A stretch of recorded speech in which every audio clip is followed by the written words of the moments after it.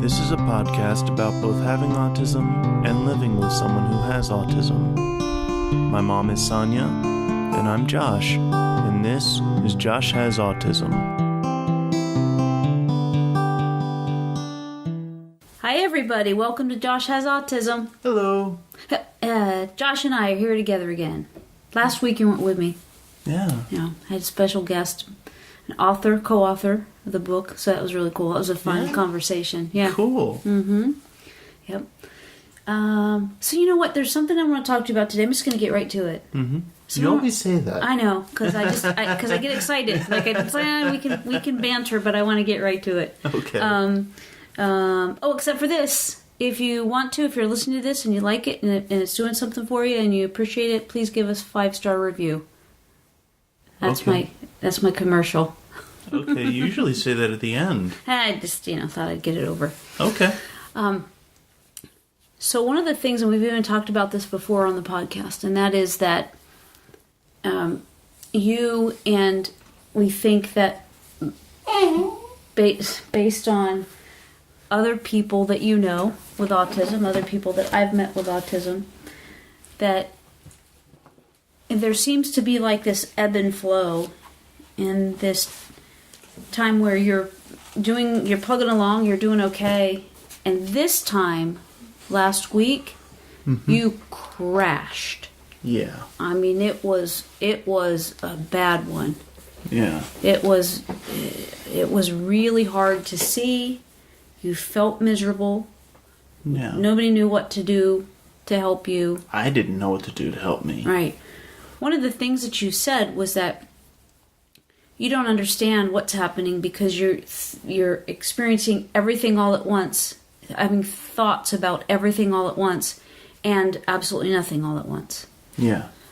And that would be cool if you could explain that, if you've given that thought or have any insight. It's like whenever I would have thoughts of anything, it would be, there would be so many thoughts all at once that it would just be like a wave cresting of emotions and words and things like that. And it was just, it would crash down on me and it was overwhelming. And when at the same time I say that there was nothing, it was because none of it would stand out. So it was like just background noise, but in the forefront. Yeah, right. Another thing that happened is that those thoughts that you had didn't stick. Right. So you described this as being very much a time. This is something that we all work towards too, by the way. You said that you're just in the moment. Well, we kind of strive for that. So, like, it's not all it's hyped up to be. It sounds like the thing that we're talking about when we, try to achieve enlightenment and, through meditation and. Yeah, it's very stressful. I'm not joking about that either. It's very stressful. Well, I think whenever you're trying to just get things going for your life, and it's so, you're living in the now, so it's like you can't. Right. I think the difference is that when you're attempting to do it on purpose, you still have the ability to retain what it is that you have to do next week. Like you have the ability to write stuff on your calendar or make lists or something that's going to keep your direction kind of clear for you because you've had, you've written it down. But for you, this last week, you expressed that you can't even think a week, you can't even plan anything. So you missed, not only did you not do the things that are kind of regularly requested of you around here, but you couldn't even do the things that you usually want to do. Yeah. And I know that we've talked about depression before. This did not look like depression. It did not. That has its own. You withdraw when it's depression. You personally, as it can affect everybody differently, but for you personally, just kind of withdraw and don't want much of anything. And this was very different because you were agitated and you couldn't find words, had a difficult time expressing yourself, and it was really, really hard. And I'm laughing because Josh very gently just handed me one of our pups, Oliver. Josh's dad and I, we just made a 13-hour trip in the car, and so the boys have been real excited to see me, and I didn't feel like putting them in the other room. But in order to keep Oliver happy, he's over here on Josh's lap, and now he's on mine. And Einstein's sulking. He is. Look at him. Oh, baby. But so something happened. It was a very stressful. We were not. You were prepared to stay home from that long trip. Right. I thought that I needed to, and then other family members stepped in and said, "No, we got him." Yeah. Because I needed to go. This was an appointment we needed to keep. We needed to do this, and it was just a scheduled appointment in another state, and so I needed to go. But other family members, stepped up and helped out. So if you're listening, thank you, Jeff. I really appreciate it, and Bug and Nana. Yeah. Thank you. So last week we were not mad at one another, yet the conversation was a very, very difficult one. Yes. And it was one that you kind of were so frustrated that you couldn't, like I said, you couldn't find words. You couldn't figure out how you felt or why you felt or anything else. And then we came down to a solution. So I'm giving you a drum roll on Oliver. Here we go. The solution is... Make sure I take my medicine. Ta-da! Ta-da! Yeah, because apparently, especially this last week, I had missed several days worth of my evening medicine. Which is super, super important. Yeah, one's a mood stabilizer, one's an antidepressant. Mm-hmm. Right. And your mood was not stabilized in the least. Right. And it was a real big concern, and we realized what happened. We also knew that, okay, taking your medicine was going to get you back on track. Mm-hmm. It doesn't always... Right. And I'm happy that it happened quick this time, because sometimes it takes a while for it to show its effects both ways. So if you've missed it, it takes a little while. Yeah. For you to get kind of wonky. And the same thing starting back, taking it regularly, that sometimes will take a while to show up as well. And this was just pretty quick, and we were so grateful for that, because you were, I don't know how else to say it, you were just not okay. Yeah. Just not. And there's not too many times when I feel like what you're going through feels bigger than what can be managed. Mm-hmm. And this felt like that. And it's a scary feeling. It's a scary feeling to see you have this episode, this culmination, because it was in the works for a number of days. And we would kind of more prompting, more redirecting, more exchanges with you. More frustration that nothing was getting done, or changed, or anything. It was just right that you were basically not functioning. Yeah. And didn't know why. Again, thought about canceling our trip, and then when we realized what it was, we had that answer. Yeah. And sometimes, we talked about this before, some medicines are just not your friend. Yeah. And some of them, they remind you real quick that they are your friend. Right.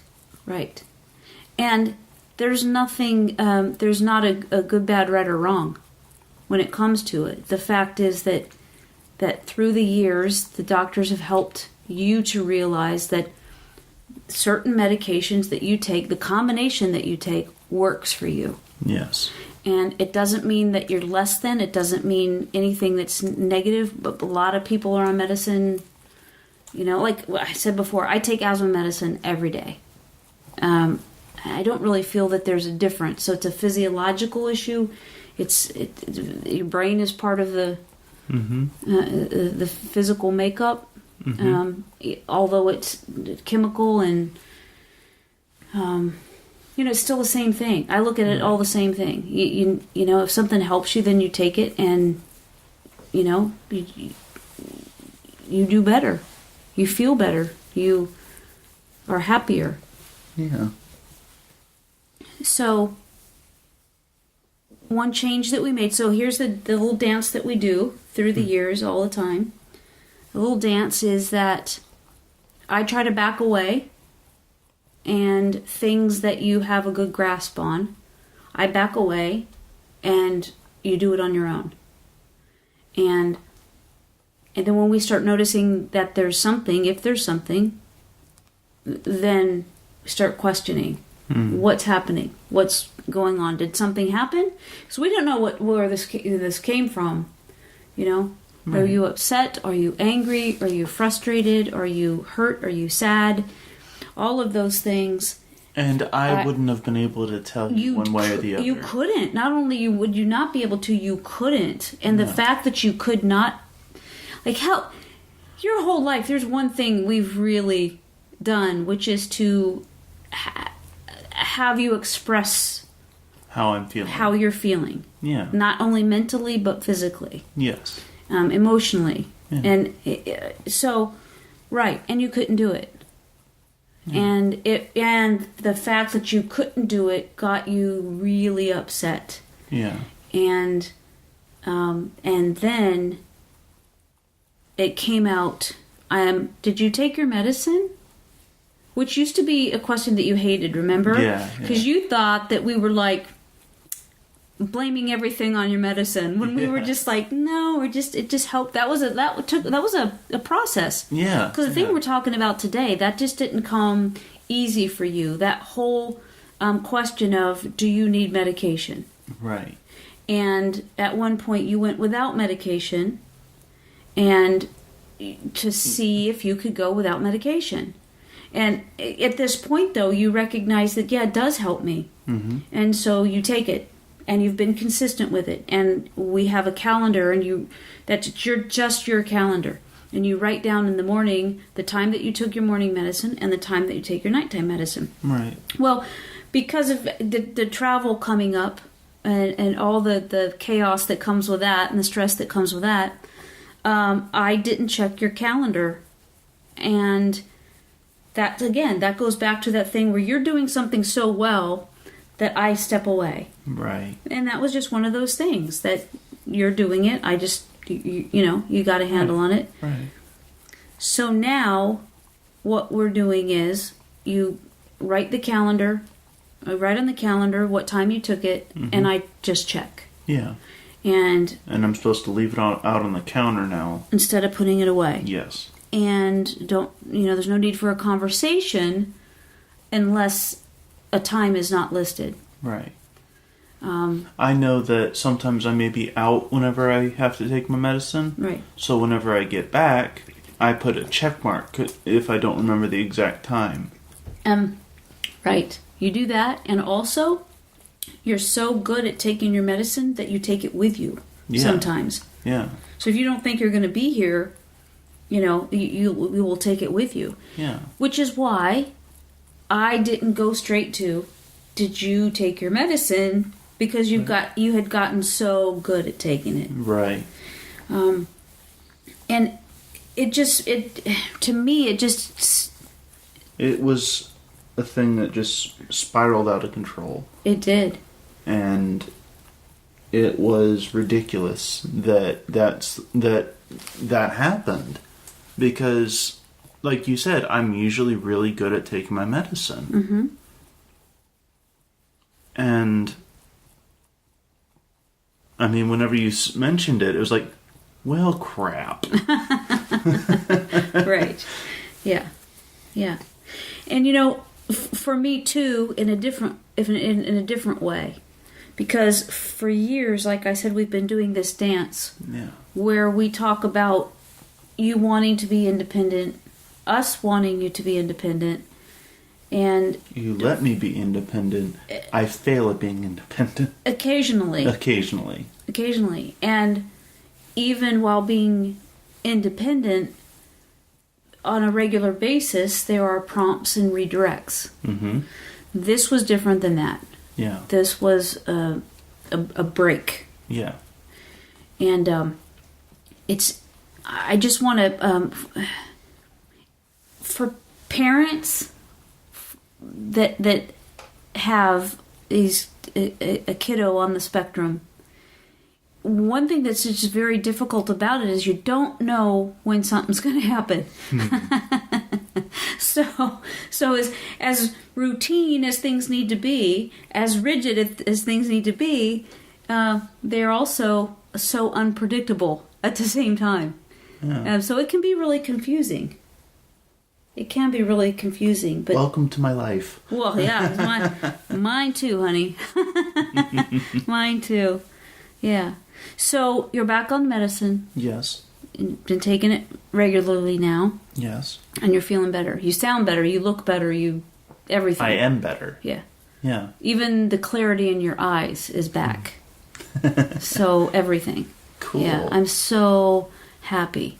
And I'm so relieved for you that you're feeling better. Because that's another thing. As your mom, mm-hmm. I can't stand it when you're having a hard time. I hate seeing you struggle. Yeah. Yeah. Yeah. And what's the alternative? Like in this scenario, I have to step away from you taking your medicine. I have to step away from other things and go, here, it's yours. And it's not that it's a failure. It's, it's corrected now. Right. What are you looking for? Oh, I just realized my phone was not on my lap. So I was just looking for it. Because now everybody Einstein is on his lap. Yeah. Not that they're spoiled or anything. Yes, they are. Oh, completely. They are. Little doll babies. Anybody has one of these guys, we have 2 little Bichons. Yeah. And if you don't know what a Bichon, the full name, I guess, Bichon Frise. Yes. And they look like cousins to poodles. But smaller. Difference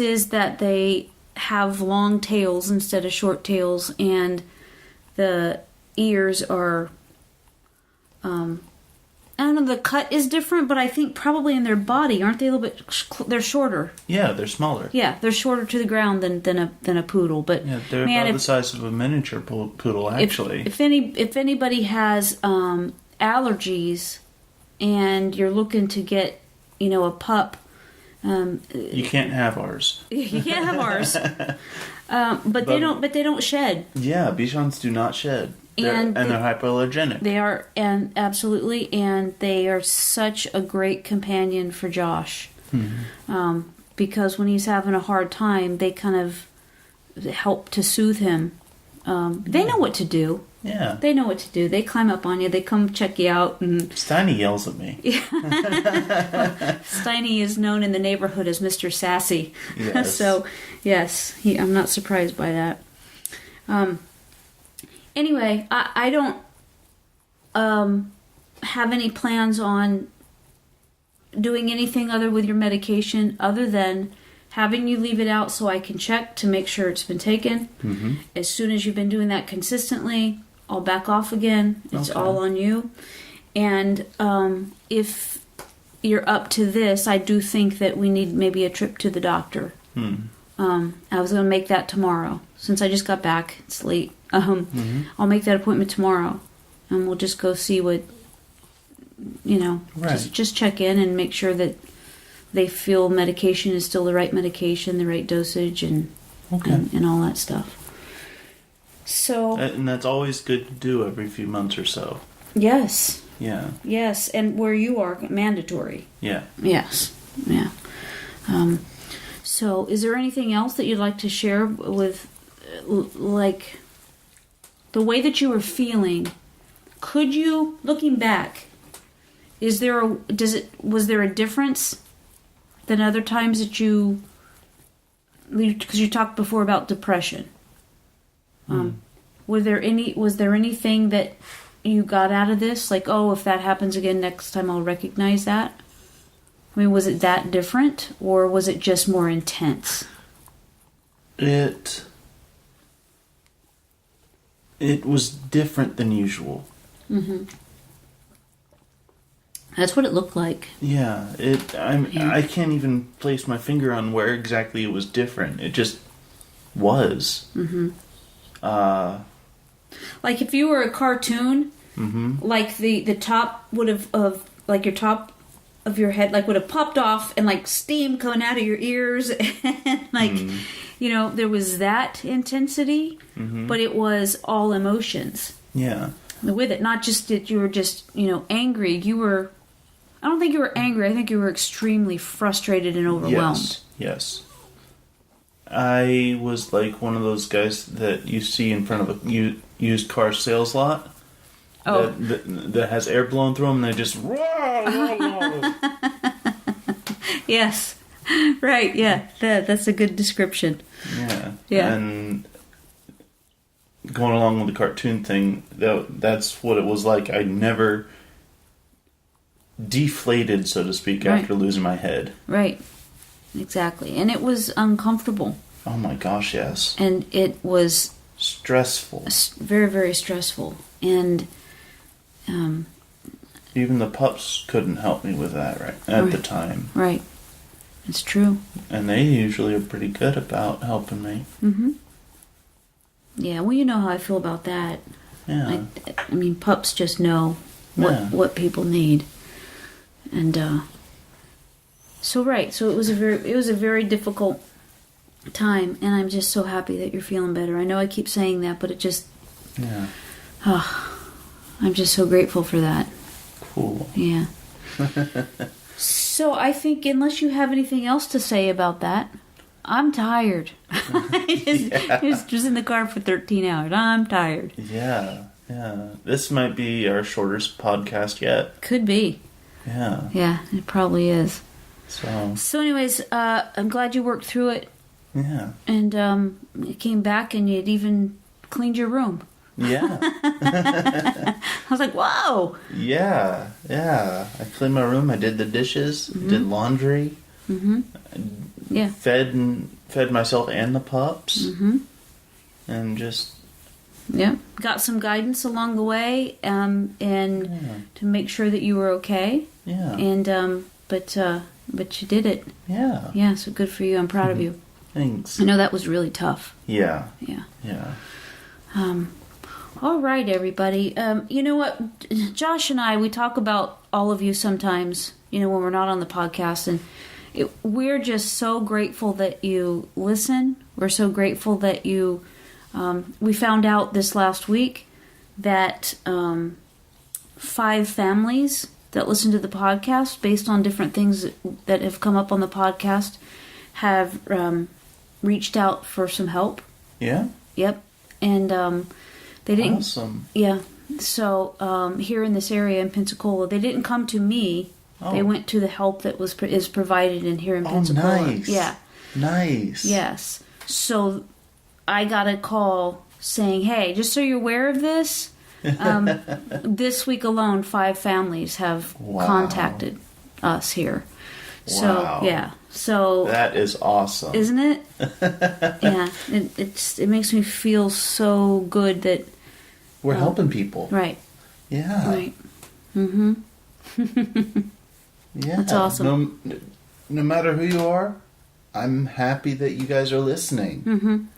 Yeah, that's what I was saying, is that you and I talk about sometimes just how grateful we are that people are, tuning in, and then to even take further steps to get some help through situations. I just think that's fantastic, and yeah, that's pretty awesome. So again, we love getting your emails. We love getting any messages, anything you'd like to share, any requests on topics or suggestions. That would be great. And we just appreciate you so much, and thank you for hanging out with us. Love you. Bye.